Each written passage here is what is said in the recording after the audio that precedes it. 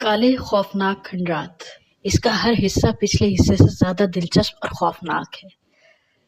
تو دوستوں جلدی سے ہمیں سبسکرائب کریں اور لائک کریں، اور آئیے ٹائم ضائع کیے بغیر کہانی کا اگلا حصہ سنتے ہیں۔ اگر مزید حصے آپ سننا چاہتے ہیں یا کوئی اور خوفناک کہانی تو ہمیں کمنٹس میں بتائیں۔ چلیں کہانی شروع کریں۔ ہلکی ہلکی روشنی پھیلنے لگی تھی، پر سب غم کی تصویر بنے بیٹھے تھے۔ جب پوری طرح روشنی پھیل گئی، سب غم کی کیفیت سے کچھ باہر آئے تو ارد گرد دیکھنے لگے۔ وہ ایک میدان میں تھے۔ وہ ایسی جگہ تھی کہ کافی بڑی عمارت وہاں بنی ہوئی تھی جو اب کھنڈر میں بدل چکی تھی، اور 2-3 چھوٹے چھوٹے گھر بھی بنے ہوئے تھے۔ وہاں کی ہر چیز کالی تھی، کھنڈرات، گھر، زمین، یہاں تک کہ درخت تک کالے تھے۔ وہ بڑی عمارت بہت زیادہ پراسرار نظر آ رہی تھی۔ یہاں سب کالا ہے، اس لیے یہاں کا نام کالے کھنڈرات رکھ دیا گیا ہوگا، کاشف نے واصف سے کہا۔ سب